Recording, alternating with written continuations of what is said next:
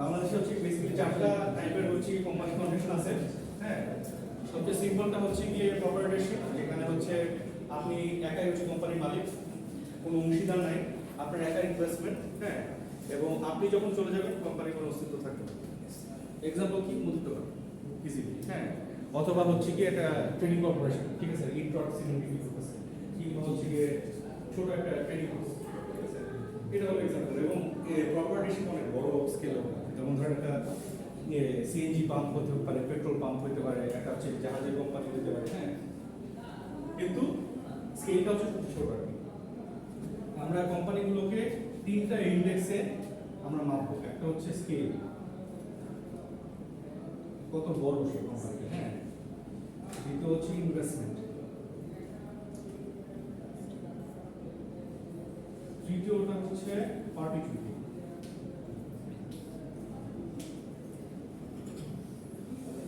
পারপিচুইটি মানে, পারপিচুইটি টার্মটা আসলে পারপেচুয়াল থেকে আসছে। পারপেচুয়াল মানে হচ্ছে কন্টিনিউয়াস প্রসেস, যেই প্রক্রিয়াটা চলমান, ঠিক আছে। সো এই কোম্পানিটার স্কেল হচ্ছে সবচেয়ে ছোট, ঠিক আছে। ইনভেস্টমেন্ট ছোট থেকে মাঝারি, এবং পারপিচুইটি বলতে গেলে নাই। কেন নাই? কারণ হচ্ছে ওই যে মুদির দোকানের মালিক, তিনি মারা গেলে যে দোকান শেষ।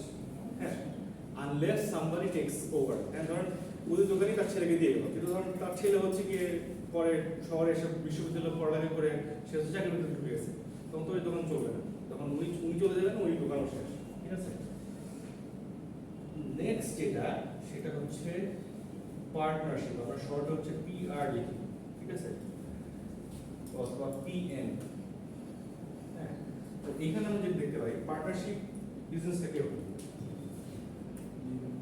পার্টনারশিপ হচ্ছে একাধিক যখন মালিকানা থাকে।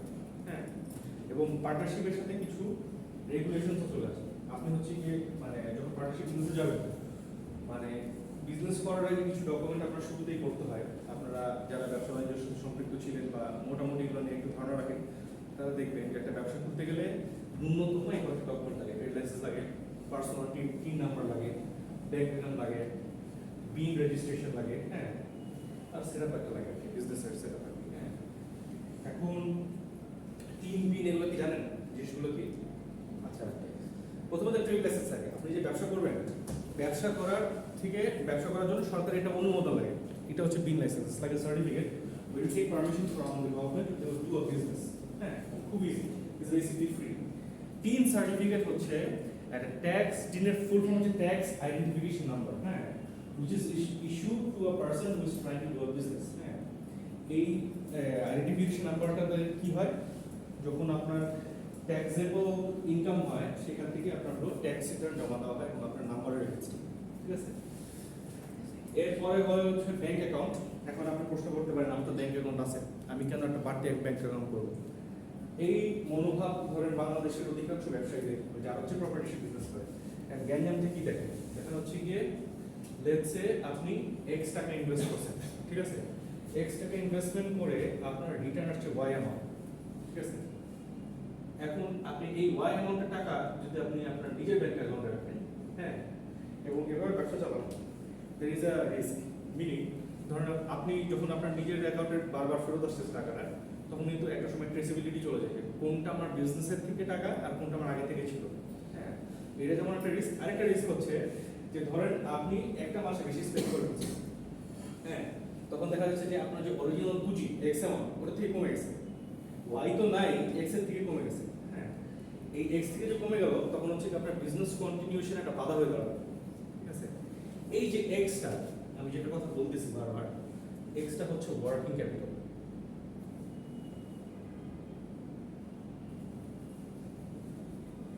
হ্যাঁ, একটা ব্যবসা পরিচালনার জন্য ন্যূনতম যে পুঁজিটা প্রয়োজন সেটা হচ্ছে ওয়ার্কিং ক্যাপিটাল, এবং এই ওয়ার্কিং ক্যাপিটালটা মেইনটেইন করার সবচেয়ে এফিশিয়েন্ট ওয়ে হচ্ছে একটা বিজনেস অ্যাকাউন্ট, ঠিক আছে, বিজনেস ব্যাংক অ্যাকাউন্ট।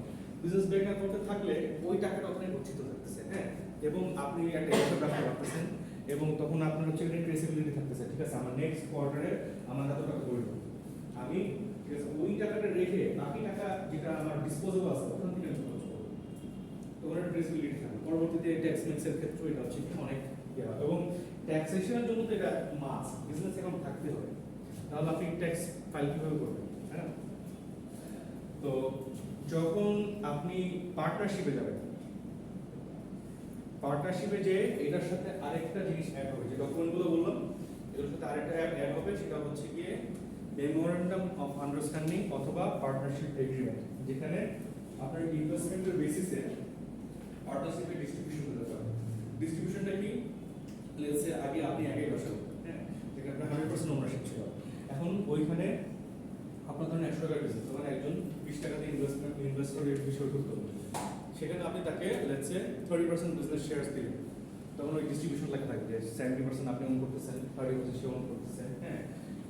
ইনভেস্টমেন্টও ইকুয়ালি হচ্ছে গিয়ে দিতে হবে এবং হচ্ছে গিয়ে ওই সেম প্রপোর্শনে সে হচ্ছে লভ্যাংশগুলো পাবে। সো এই ছোট জিনিস হচ্ছে গিয়ে অ্যাড হয় পার্টনারশিপে। আপনারা দেখলেন যে আমি বলছি তিনটা অ্যাসপেক্টে আমরা এই বিজনেস কোম্পানি ফর্মেশনগুলোকে আমরা হচ্ছে দেখব। যখন আপনার প্রপার্টিশিপ ছিল তখন স্কেল ছিল সবচেয়ে ছোট, ঠিক আছে, কিন্তু সেখান থেকে যখন আপনি পার্টনারশিপে আসলাম ওটা স্কেল একটু বড় হলো, মানুষ বাড়ছে, হ্যাঁ। এর সাথে সাথে যে জিনিসটা পাবো সেটা হচ্ছে ইনভেস্টমেন্ট বাড়বে, ঠিক আছে। মাইন্ড ইউ পার্টনারশিপটি এখনো আসে, কারণ এখনো কিন্তু সেম ঝামেলার ভিতরে আছে, হ্যাঁ। পার্টনারের মধ্যে যে কোনো পার্টনার যদি মারা যায় অটোমেটিক্যালি ওই পার্টনারশিপ এগ্রিমেন্ট ডিসলভ হয়ে যায়। পার্টনারশিপ এগ্রিমেন্ট ডিসলভ হওয়া মানে একটা ব্যবসা ডিসলভ হয়ে যায়, ঠিক আছে। এখন লাভ কি ক্ষতি কি আগে পার্টনারশিপের ইয়েতে আসে, প্রপার্টিশিপ আছে, সরি। প্রপার্টিশিপে যখন আপনি একাই মালিক ছিলেন, লাভ হচ্ছে যে ডিসিশন আপনি একাই নিতেন, ঠিক আছে। আপনার ইনভেস্টমেন্ট ছোট হলেও সবকিছু আপনার কন্ট্রোলে ছিল, আবার হচ্ছে গিয়ে সেটআপটাও ইজি ছিল, হ্যাঁ। যখন আপনি পার্টনারশিপে আসলেন তখন হচ্ছে সেটআপটা একটু কমপ্লিকেটেড, হ্যাঁ। কিভাবে কমপ্লিকেটেড? প্রথমে পার্টনারশিপ এগ্রিমেন্ট করতে হচ্ছে, একটা ট্যাক্সের রেগুলেশন চলে আসছে, আবার এর পাশাপাশি হচ্ছে গিয়ে আপনার ম্যানেজমেন্ট ডিসিশন এখন আর আপনার হাতে নেই, যেহেতু আপনার অংশীদার বেড়ে গেছে, সেই কারণে আপনি আর একা ডিসিশন নিতে পারবেন না। তবে এটার সাথে সাথে আপনার অ্যাডভান্টেজেসও কিছু বাড়ছে। সেটা কি?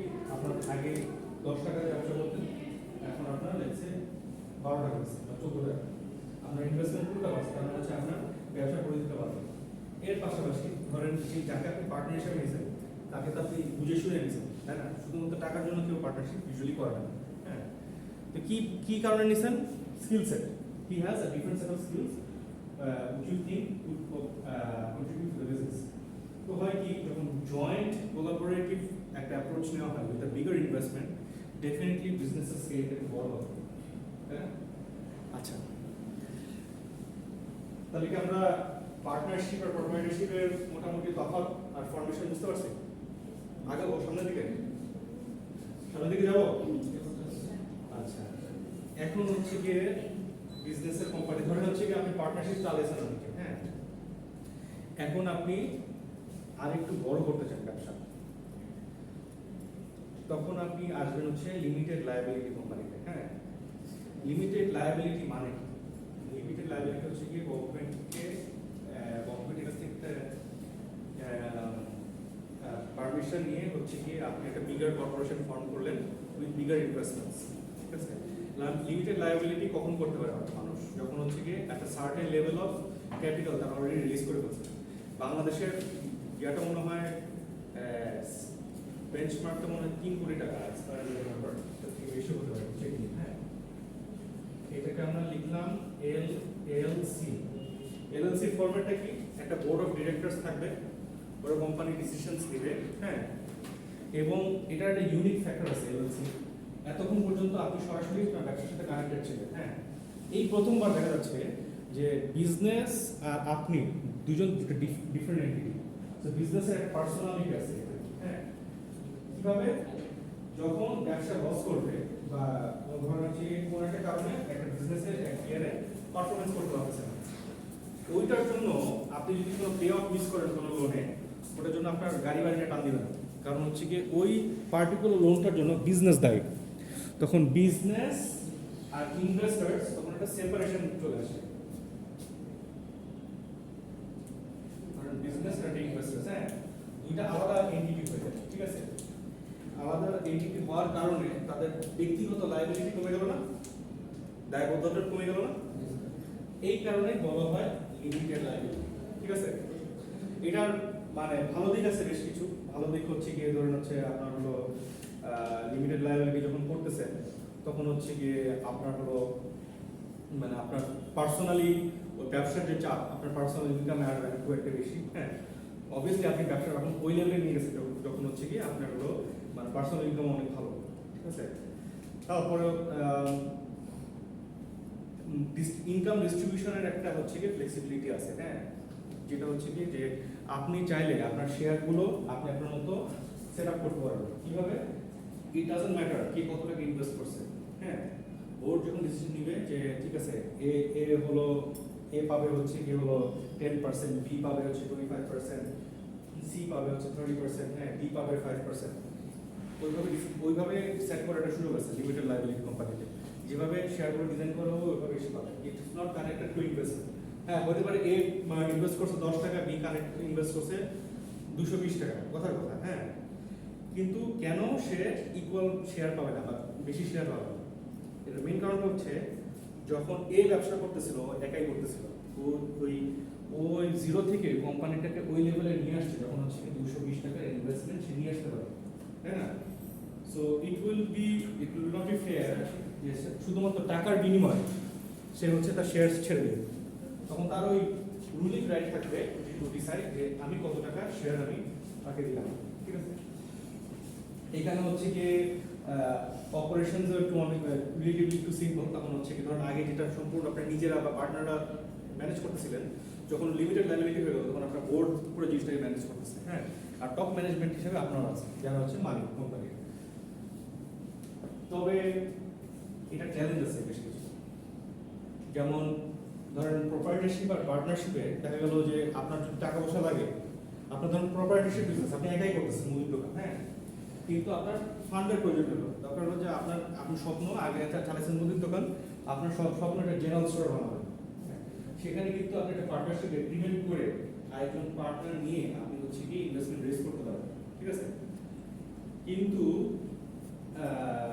এলএলসিতে যে প্রবলেমটা কিংবা পার্টনারশিপ এগ্রিমেন্ট আছে, ঠিক আছে পার্টনারশিপ চলতেছে ইয়াতে এবং আপনার কোম্পানির পরিধির জন্য আপনি কিন্তু পার্টনার বাড়াতে পারেন, ঠিক আছে।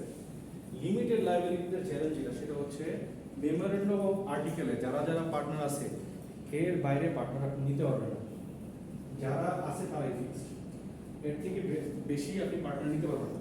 পার্টনার যদি না নিতে পারেন তাহলে হচ্ছে কি আপনার বাইরে থেকে ইনভেস্টমেন্ট আসতেছে না, তাহলে আপনার জন্য ওয়ে আউট কি থাকবে?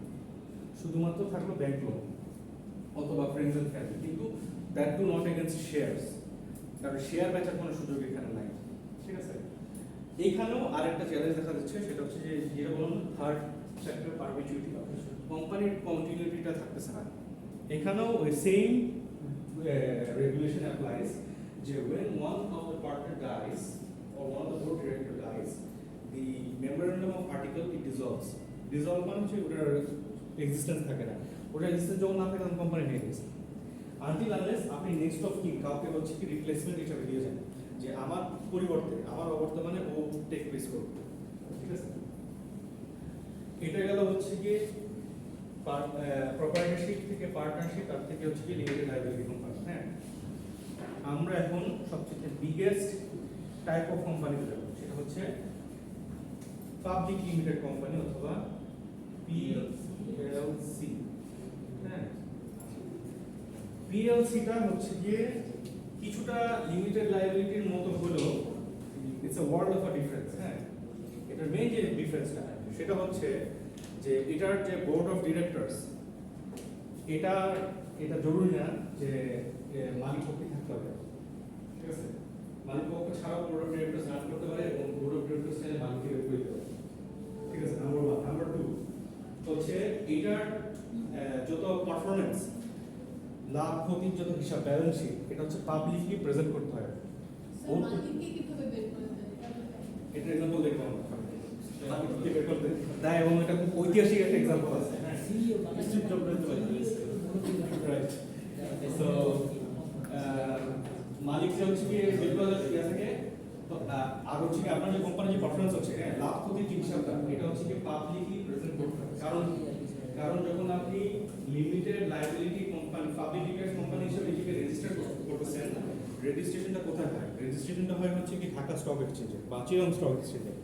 স্টক এক্সচেঞ্জে একটা কোম্পানি রেজিস্টার করার মানে হচ্ছে ইউ আর অ্যালাউইং ইউর কোম্পানির shares to be bought and sold in public. এখন তারা কেন কিনবে? তারা তখনই কিনবে যখন দেখবে যে আপনার কোম্পানির শেয়ার, কোম্পানির ভ্যালুয়েশন বাড়তেছে বা ইনকাম বাড়তেছে, এবং এটা বাই গভর্নমেন্ট রেগুলেশন আপনাকে দেখাইতে হবে। শুধুমাত্র দেখাইলেই হবে না, আপনার কোম্পানির পারফরমেন্সটা এভরি 3 to 4 মান্থস একটা এক্সটার্নাল কোম্পানি এসে চেক দেয়। এই চেকিংটা বলে অডিট। হ্যাঁ, চেকটা কিভাবে দেয় সেটা হলো যেটা দেখায়, ঠিক আছে? আমার কোম্পানি দেখাচ্ছে এই কোয়ার্টারে 200 কোটি টাকা ইনকাম হচ্ছে, হ্যাঁ, এটা আদৌ 200 কোটি টাকা হচ্ছে কিনা এটা দেখতে হবে। এখন ও যে বিজনেস অ্যাকাউন্ট আর পার্সোনাল অ্যাকাউন্টের কথা বলছিলাম না তখন, এখন ধরেন সালমান এফ রহমান উনি হচ্ছে গিয়ে এই কোয়ার্টারে দেখাচ্ছেন যে ওনার হলো 200 বা 300 কোটি টাকা ইনকাম আছে, হ্যাঁ, আদৌ তো হয়নি।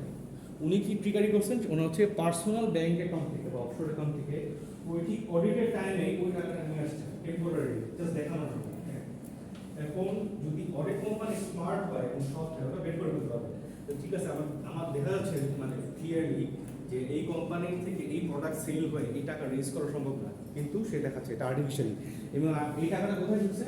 এই বাল্ক অ্যামাউন্টে একটা এক্স অ্যাকাউন্ট থেকে ঢুকছে। কোন হচ্ছে ধরা খেয়ে গেল। ধরা যখন খেয়ে যাবে অটোমেটিক্যালি কোম্পানির এগেইনস্টে অ্যাকশন নেওয়া হবে এবং সেই কোম্পানি এক্সিস্ট করতে হবে। এটা হচ্ছে আমি আইডিয়াল ওয়ার্ল্ডের কথা বলছি, যদি সবকিছু ন্যায় নীতির বিরোধী হবে, কিন্তু সেভাবে চলে না তুমি, ঠিক আছে? সো এই একটা হচ্ছে চ্যালেঞ্জ।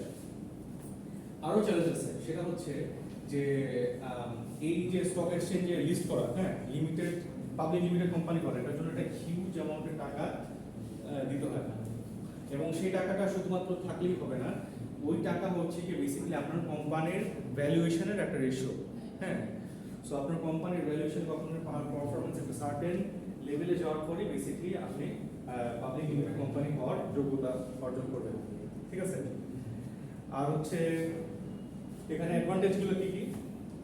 অ্যাডভান্টেজ হচ্ছে যে শেয়ার হোল্ডারের একটা ফ্লেক্সিবিলিটি আছে। আপনি যখন তখন হচ্ছে গিয়ে শেয়ার সেল করতে পারবেন, হ্যাঁ, অবশ্যই মানে একটা রেগুলেশনের আন্ডারে ইচ্ছা মতো শেয়ার সেল করা যাবে না। তারপর হচ্ছে গিয়ে বিজনেস হিসেবে একটা গ্রেটার স্ট্যাটাস আছে। পিএলসি কে ধরা হয় সবচেয়ে biggest contributor two countries economy, because একই সাথে ও নিজের ইনকাম করতেছে এবং আরো লক্ষ লক্ষ মানুষকে ইনকামের সুযোগ করে দিচ্ছে, right? Selling shares and paying off dividends. Dividends কি? আপনি যে শেয়ারটা যে দামে কিনছেন ওইটার পরে যে লভ্যাংশটা আপনার অ্যাকাউন্টে ঢুকছে, কোম্পানি লাভ করবে তার লভ্যাংশ ঢুকে, ওটাকে ডিভিডেন্ড বলা হয়। হ্যাঁ, সো এটা একটা হচ্ছে গিয়ে যে আছে, হ্যাঁ, অ্যাডভান্টেজ আছে। তবে এটার একটা ট্যাক্সেশনও ঝামেলা আছে। ট্যাক্সেশন ঝামেলাটা কি? যে এখানে ডাবল ট্যাক্সেশন হয়। একটা ট্যাক্সেশন হয় হচ্ছে যখন সে হলো মানে তার ইনকাম হচ্ছে, সেটার ইনকামের উপর একটা ট্যাক্স আসে। আবার যারা হচ্ছে গিয়ে এই কোম্পানির শেয়ারগুলো কিনছে বা শেয়ার হোল্ডার্স, ও হ্যাঁ, একটা হচ্ছে শেয়ার কিনে রাখছে আর একটা হচ্ছে কোম্পানির ম্যানেজিং ডিরেক্টর টিম আছে, হ্যাঁ, বোথ আর কিন্তু partially owners of the company. এদের যে এদের এম থেকে ট্রানজাকশনটা কিন্তু একটা বিজনেস ট্রানজাকশন, রাইট? তো বিজনেস ট্রানজাকশন থেকে ইনকাম হলে কি করতে হয়? ইনকাম ট্যাক্স দিতে হয়। সো ওইখান থেকেও একটা ট্যাক্স কাটা যাচ্ছে। সো ডাবল ট্যাক্সেশনের একটা সুযোগ আছে, সুযোগ আছে কি পায়? এবং সবচেয়ে বড় ঝামেলা, সবচেয়ে বড় চ্যালেঞ্জ, সেটা হচ্ছে যারা ওই ব্যবসার অরিজিনাল ওনার, মূল মালিক, সে ওটার ব্যবসা কন্ট্রোল হারাই ফেলতে পারে, শেয়ার তো হারাই ফেলতে পারে, হ্যাঁ, if he doesn't play his cards right. এটা হচ্ছে গিয়ে মানে ঝামেলা করতে পারে। আচ্ছা, এই যতগুলো কোম্পানি বললাম, হ্যাঁ, এই তিনটা কোম্পানির মধ্যে এই দুইটা ফ্যাক্টর আছে, হ্যাঁ, কিন্তু 3 নম্বর ফ্যাক্টরটা নাই, সেটা হচ্ছে পারপেচুইটি নাই। হ্যাঁ, তিনটাই হচ্ছে কি একই স্ট্রিম আছে। এই একমাত্র পিএলসি কেন প্রেস্টিজিয়াস আমরা বুঝতে হবে। কোম্পানির মালিকরা মরে ভূত হয়ে গেল, ওদের জেনারেশনে কি এক্সিস্ট না করলো, ওর ফ্যামিলির কোনো হচ্ছে কি নেক্সট অফ কিন না থাকলো, company continue on growing, given that they have a working business model to work with, হ্যাঁ, ওটা যুগে যুগে টিকে থাকে। That's why it is considered the highest sector। এবং শুধুমাত্র এই পিএলসি হচ্ছে গিয়ে পারপেচুইটিটা পায়, আর কেউ পায়। হ্যাঁ, আপনাদের মনে রাখার সাথে আপনারা হচ্ছে ইজি একটা ফরম্যাটে রাখতে পারেন। এটা হচ্ছে পিএলসি, পি আর পি, এটা স্টার্টিং এ কি না, যদি মনে রাখতে পারেন এটা আপনাদের জন্য ইজি হবে। শুধুমাত্র পিএলসি হচ্ছে গিয়ে পারপেচুইটি পাচ্ছে, ঠিক আছে? বাংলাদেশে কিছু লিমিটেড লায়াবিলিটি কোম্পানির এক্সাম্পল দেন তো। এলএলসি। ইজি করে দিচ্ছি, টেক সেক্টরে এলএলসি বেশি ফেমাস। একটা টেক স্টার্টআপের নাম বলো। টেকনো হ্যাঁ, টেকনো কোম্পানির নাম আছে স্টার্টআপ ইয়েস, রায়ান্স বাট বড়, মানে বিগার দেন দ্যাট, মানে বিগ ইয়ার যারা হচ্ছে যে ম্যাসিভ ইমপ্যাক্ট আছে বাংলাদেশে। এরকম দুই একটা বলো। Walton Walton is not tech, it's a electronics company, manufacturing company, but technology, মানে solely based on technology. or the commercial electronics. আপনারা পাঠাওয়ার নাম শুনেন নাই? পাঠাও is one of the biggest LLC in Bangladesh, হ্যাঁ। পাঠাও, তারপর হচ্ছে বিকাশ is a big LLC, হ্যাঁ। আবার পাবলিক লিমিটেড কোম্পানির দিকে যদি যাই, হ্যাঁ, যাদের ওই যে বললাম না ইনফরমেশন হচ্ছে কি পাবলিকলি শেয়ার হয়, পিজি বলতে পারেন, ব্র্যাকম্যান না, ট্রাস্ট ব্যাংক, তারপরে আমরা কমিউনিকেশনস, তারপরে I think Beximco itself is also a PLC, হ্যাঁ। Beximco is that, Beximco Square pharmaceuticals, এটা হচ্ছে কি পিএলসি।